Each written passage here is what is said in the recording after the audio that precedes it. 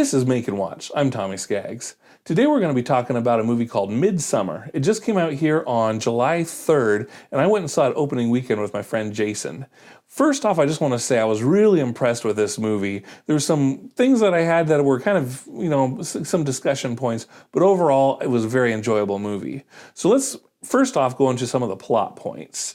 So this movie was based on two people that are in a relationship, and something tragic happens within the relationship. And to kind of compensate for that, they decided to go with a mutual friend to his home village in backcountry Sweden to celebrate a festival called Midsommar. So the thing about Midsommar is it's bright all the time. It's very long days. They have something called the midnight sun that happens there. This is a real event that happens in Sweden. So it was based around a real festival that happens.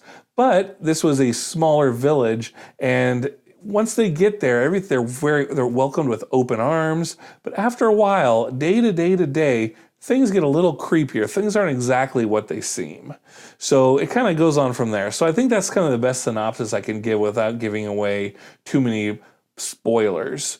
But I wanted to talk about some of the things that happen in this movie. One of the things that I kind of appreciated was it really catered to the viewer to make sure that you were following along. It really did some really great foreshadowing. Every shot was intentional. There were close-ups on things. It was when the camera showed something about the lore, it was going to be popping up later. It was a lot of very interesting things to make it say, hey, are you with us? Do you understand what's going on? Okay, here we go. And then they show the action that happens. So kind of an interesting way of doing that. One of the other things was, even though some people classify this in the horror genre, I kind of more classified in the cult genre, but it's classified horror, thriller, but it's more of just kind of a scary, kind of creepy movie.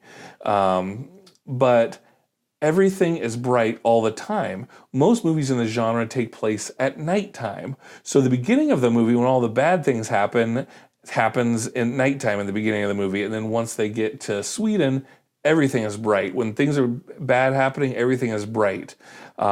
Everything was shot beautifully. This was a very, very pretty movie to watch, and it was very visually stunning. This looked like a place that you wanted to be. The set design, fantastic. All the buildings that they were on this location, really, really, really cool. One of the other things to note is all of the cool practical effects they used. Some of it may be pretty gory. But it was like old school style effects. Like, I don't think they used very much at all CGI on it, but it was really cool to see these old school practical effects happen for this movie. So there's a little bit of gore in it, but it doesn't really take away from the story. You can close your eyes for a little bit and then move on to the next scene. One thing I'd like to note is I feel like I've ingested a lot of cult media recently. In addition to this movie, I recently played a game called Far Cry 5, where about a third of the game was very similar. They had a drug-induced, very peaceful, very welcoming environment. So based on the drug in the game was called Bliss. So that was, I get that. But then also recently, in the most recent season of Documentary Now, there's an episode called Bat S Valley, where there's a cult where it's really friendly and they are very welcoming, but then they kind of have some sinister urges as well. So I feel that maybe the cult thing is like, I personally have ingested a lot of that recently, but I'm not going to discredit the movie based on some of the things that I've also seen recently. So overall, pretty good movie, pretty innovative. I'd recommend you to see it as well.